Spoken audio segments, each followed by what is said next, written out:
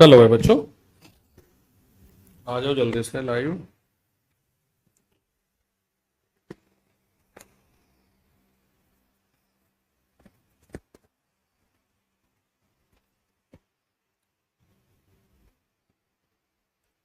आ जाओ मेरे बच्चों लाइव। टॉपिक को खत्म कर दें।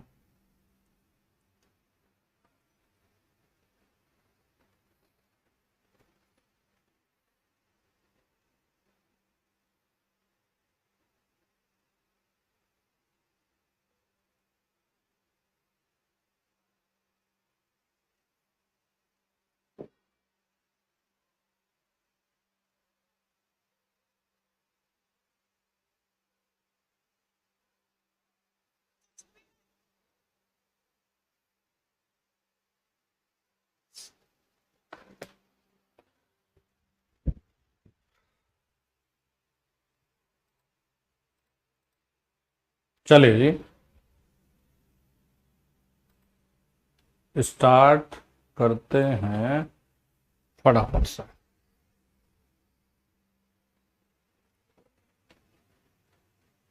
देखो बच्चों, जब अब इस कहानी को समझें।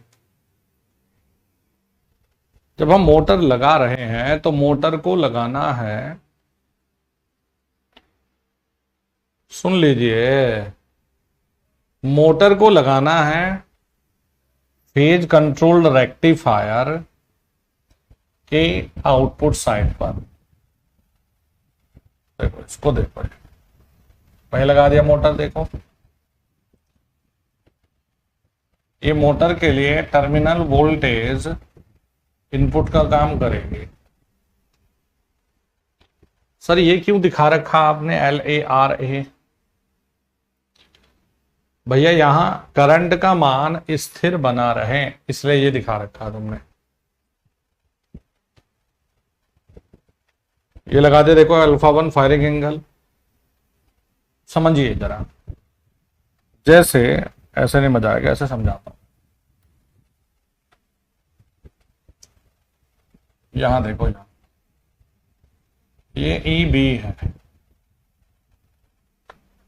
और ये RA है। बाकी चीज छोड़ो, ज्यादा दिमाग ना लगाओ।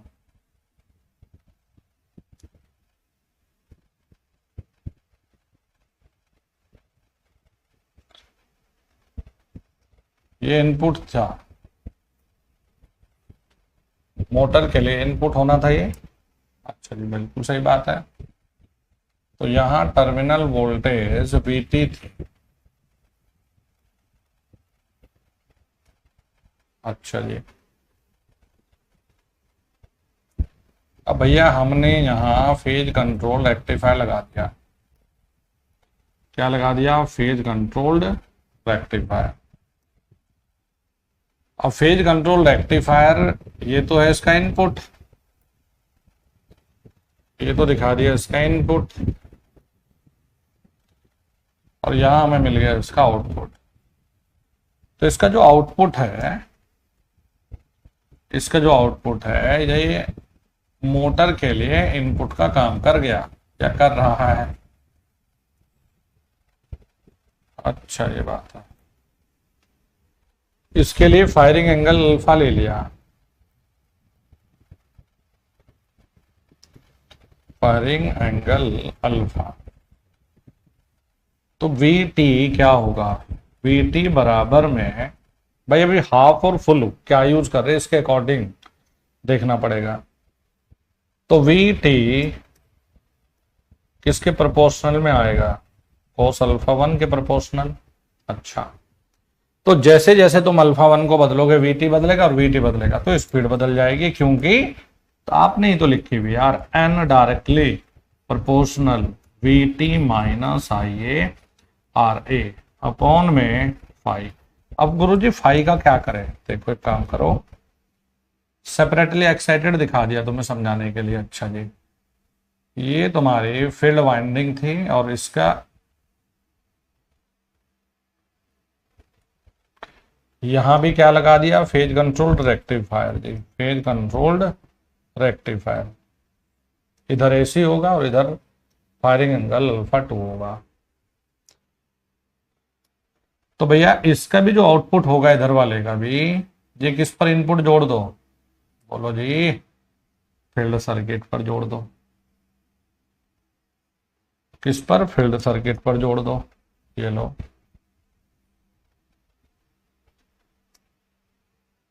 तो ये आपने ले लिया VF, कोई दिक्कत नहीं। अगर VF बदलेगा तो IF बदलेगा तो फाई बदल जाएगा।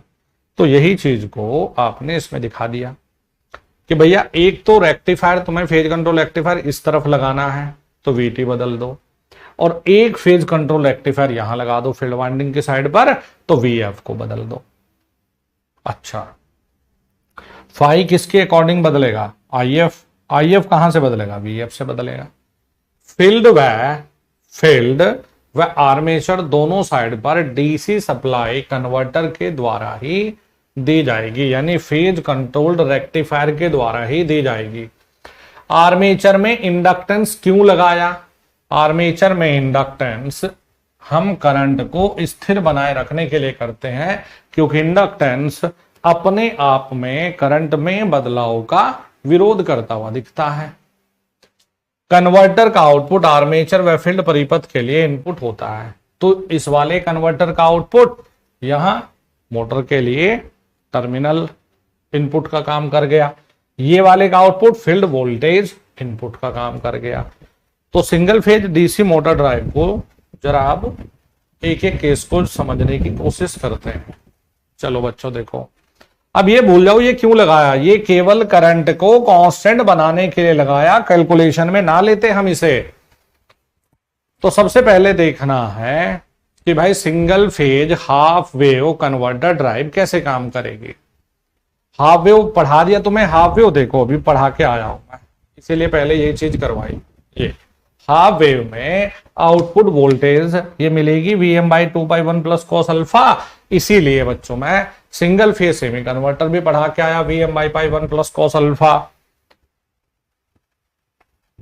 तो देखो जी, ये लगा दिया मोटर की आर्मेचर, इस पे इनपुट वोल्टेज क्या ले ली, ये ले लिया हमने टर्मिनल वोल्टेज VT। अच्छा जी, फायरिंग एंगल इस तरफ वाले के लिए क्या ले रखा तुमने, अल्फा वन इनपुट क्या है AC। ये क्या लगा दिया, देखो फेज कंट्रोल रेक्टिफायर का काम कर रहा है। अब इस चक्कर में मत पड़ना आपके फ्रीव्हीलिंग डायोड क्यों लगा दी है, ये FD मतलब फ्रीव्हीलिंग डायोड है, इसका काम कुछ और नहीं, करंट को कांस्टेंट बनाए रखने के लिए या स्थिर बनाए रखने के लिए यूज किए, ये आप लोगों के लायक चीज नहीं है।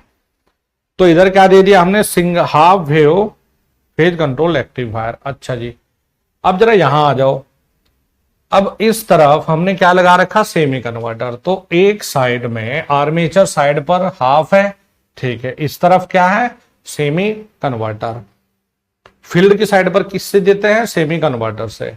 अब जरा ये बताओ, VT का जो मान है हाफ वेव में तुम्हें लिखा रखा, अभी बताया था, VT बराबर Vm/2π1 plus cos alpha 1। Semi converter का आउटपुट, क्योंकि जो VF है ये सेमी कन्वर्टर का आउटपुट है, तो इसके लिए फायरिंग एंगल क्या, alpha 2, Vm/π1 plus cos alpha 2। Semi converter में बिलीव ना हो तो जरा ये फॉर्मूला देख लो, क्या, Vm/π1 प्लस cos अल्फा। तो देखो बच्चों, अगर आप इस अल्फा 1 को बदलोगे, अल्फा 1 को, तो बेस गति से कम पर गति नियंत्रण हो जाता है, और यदि आप अल्फा 2 को बदलोगे तो बेस गति से ज्यादा पर गति नियंत्रण हो जाएगा। अब जैसे एक छोटा सा प्रश्न है, ये देखो कैसे, V बराबर में 100√2 sin ओमेगा t, VT का मान ज्ञात कीजिए, ये हमने यहां पर दे दिया, VT का मान ज्ञात कीजिए यदि फायरिंग कोण 60 लिया हो half wave phase control rectifier के लिए। तो half wave phase control rectifier के लिए क्या होता है, Vm/2π1 प्लस cos अल्फा 1। आपने कहा ठीक है बेटा, Vm का मान क्या होता है मेरे बच्चों, ये Vm का मान है, इसे यहां रख दिया upon 2π1 plus cos alpha 1। Alpha 1 क्या है, 60, तो 60 का मान 1/2, तो उत्तर ये आ गया।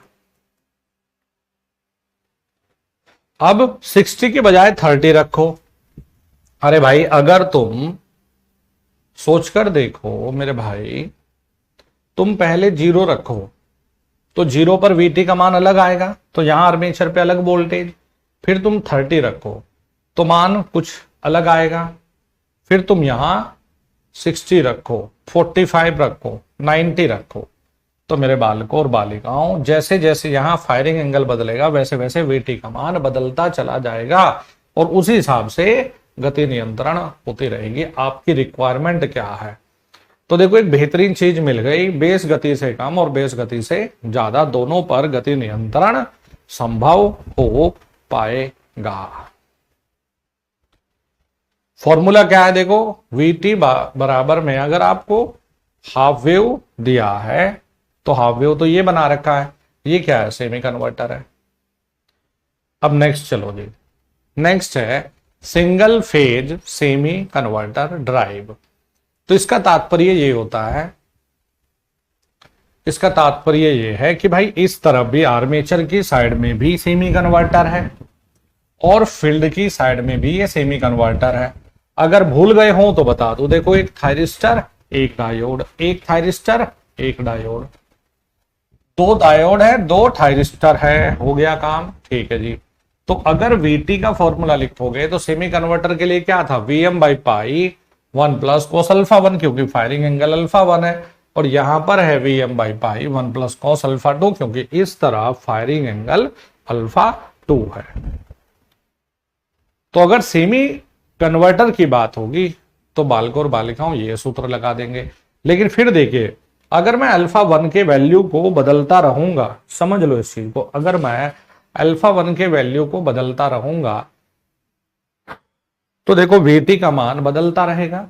और बच्चों अगर वीटी का मान बदलेगा तो थोड़ा सोचना है इस विषय में। वीटी का अगर मान बदलता है तो भैया बेस गति से कम पर गति नियंत्रण मिल जाता है। अच्छा, अगर हम अल्फा 2 को बदलते हैं तो अल्फा 2 को बदलने का मतलब होगा कि जो फील्ड पर वोल्टेज है वो बदलेगी, यानी कि जो फील्ड करंट है वो बदलेगा।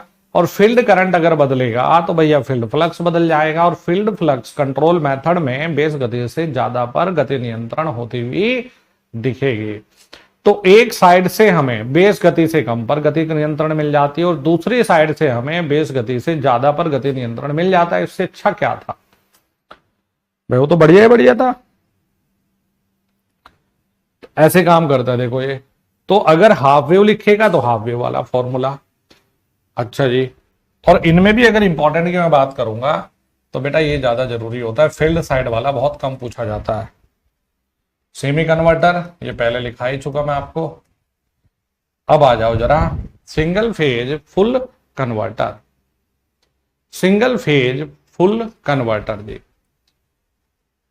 अच्छा देखो लिखा भी है, अगर अल्फा 1 को वेरी करोगे तो बेस गति से कम पर गति नियंत्रण कर लेगा और अल्फा 2 को वेरी करोगे तो बेस गति से ज्यादा पर गति नियंत्रण कर लेगा। तो जो आपको फुल कन्वर्टर लिखवा रखा है भैया ये मोटर के लिए।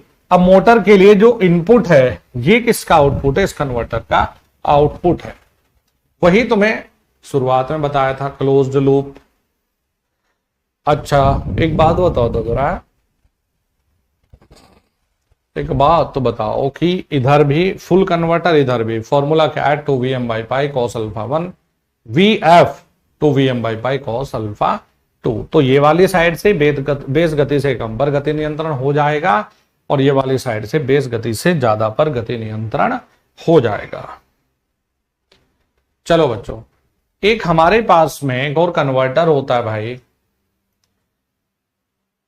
एक हमारे पास में और कन्वर्टर होता है जिसमें हम कहते हैं सिंगल फेज ड्यूल कन्वर्टर। अच्छा जी, जिसमें हम कहते हैं सिंगल फेज ड्यूल कन्वर्टर। तो ड्यूल कन्वर्टर का मतलब क्या होता है कि भाई चारों क्वाड्रेंट में, अरे 4 क्वाड्रेंट पढ़ाए थे तुम्हें, अरे एक मोटर के 4 क्वाड्रेंट पढ़ाए थे, forward braking mode, forward motoring mode, reverse braking, reverse motoring, ये पढ़ाए थे। तो ड्यूल कन्वर्टर का इस्तेमाल करने से ड्यूल कन्वर्टर का इस्तेमाल करने से चारों ही क्वाड्रेंट में गति नियंत्रण हो जाती है। अच्छा जी, तो ड्यूल कन्वर्टर का मतलब है कि हम दो full wave phase controlled rectifier, dual मतलब दो होता है, तो एक को यहां और एक को यहां पर हमने एक दूसरे का अपोजिट कनेक्ट कर दिया, तो यहां पर फायरिंग एंगल अल्फा 1, यहां अल्फा 2, तो टोटल मिलाकर alpha 1 plus alpha 2 dual converter के लिए हो जाता है 180। तो कोई आपसे कहे कि ड्यूल कन्वर्टर में कितने कन्वर्टर, तो आप कहना दो फुल वेव कन्वर्टर है और दोनों के फायरिंग एंगल का योग 180 होता है, और यह मोटर की गति को भैया चारों क्वाड्रेंट में ऑपरेट करवा देता है या नियंत्रण कर लेता है। तो 4 क्वाड्रेंट ऑपरेशन के लिए होता है भैया ड्यूल कन्वर्टर। चलो जी, जरा कुछ सवाल देखो कि भाई कैसे काम करता है कैसे नहीं। 1400 आरपीएम की गति से एकल चरण अर्ध नियंत्रित, हाफ कंट्रोल्ड मतलब सेमी कन्वर्टर, ब्रिज से संचालित एक डीसी शंट मोटर में 330 साइन 314 का इनपुट वोल्टेज और 80 वोल्ट का बैक ईएमएफ है, 80 वोल्ट का बैक ईएमएफ है, ठीक है। एससीआर को 30 डिग्री के कोण और 4 ओम के आर्मेचर प्रतिरोध पर फायर किया जाता है, ठीक है। औसत आर्मेचर धारा की गणना करो। एक बात बताओ कि भाई सेमी कन्वर्टर में टर्मिनल वोल्टेज का मान क्या सिखाया था सर? VT बराबर VM by pi 1 plus cos alpha, ये तो सिखाया था बच्चों। VM का मान कितना है बोलो जी? 330 है सर, 330 बटे पाई 1 प्लस कॉस, कितने पर फायरिंग 30। सॉल्व करके हमें मिल गया 196 वोल्ट।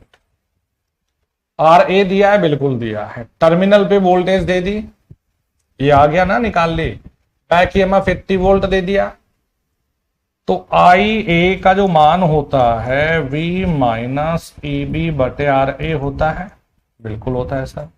ये मान लगा के IA का मान आ गया। देख लो भैया, इतने भयंकर इस पे सवाल आता है।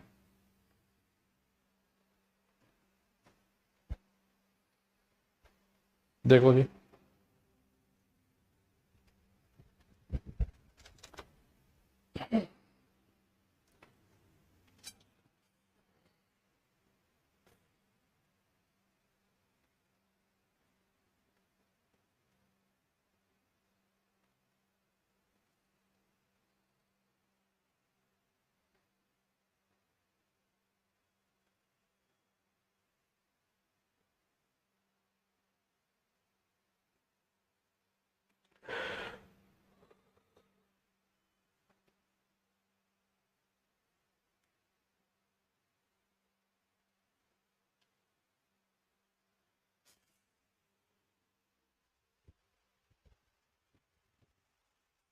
चलो जी, अब पढ़ते हैं हम बेटा chopper drive. Sir chopper drive में भाई देखो कहानी क्या है कि आपने भाई ये डीसी है, देखो यहां पर जब तक आप लोग ये फेज कंट्रोल रेक्टिफायर वाले पढ़ रहे हो तो इनपुट क्या दे रहे थे? एसी, मतलब एसी से तुम लोग डीसी मोटर को चला रहे थे, लेकिन वो डायरेक्ट थोड़ा ना चलेगा, बीच में क्या लगा रहे थे? फेज कंट्रोल रेक्टिफायर लगा रहे थे।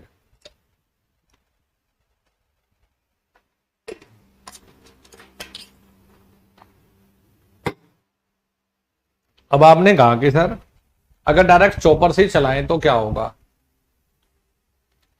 तो ये रहा चॉपर, स्टेप डाउन चॉपर लगा दी। यह फिक्स्ड डीसी को एक वेरिएबल डीसी में बदलता है, समझ गए।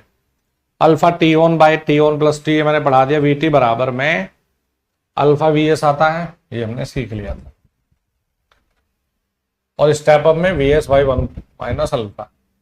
तो यहां VT का मान क्या है? Alpha VS। जैसे जैसे तुम इसके T on T of time को बदलोगे वैसे वैसे ही VT बदल जाएगा।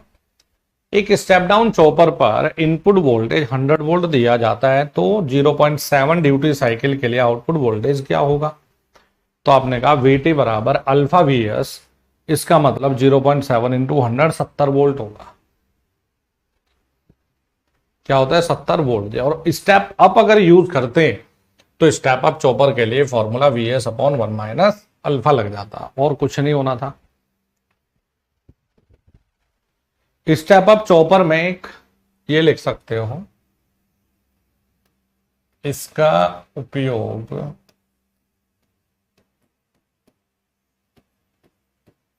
रीजनरेटिव ब्रेकिंग के दौरान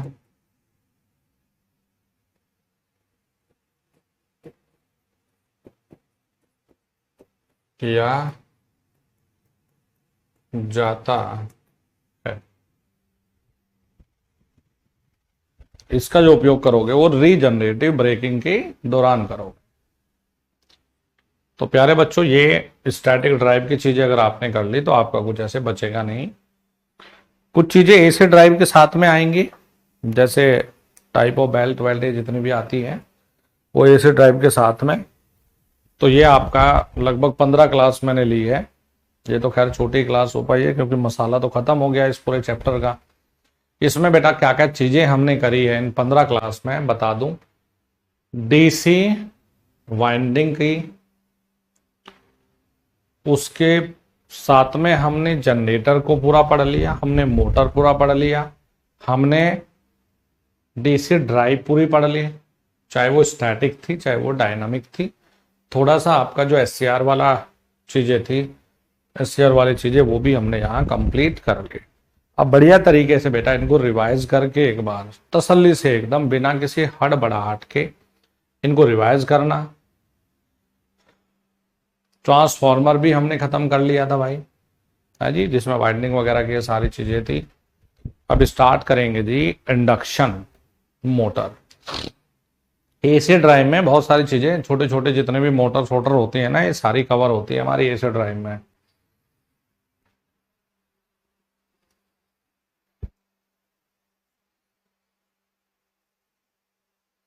तो पहले एसी वाइंडिंग, एसी वाइंडिंग में सिंक्रोनस का भी काम निबट जाता है और इंडक्शन का भी निबट जाएगा। ठीक है जी, तो इसको अच्छे से पढ़ जरूर लेना, मैं अपलोड कर देता हूं क्लास को। Thank you and all the best बच्चों।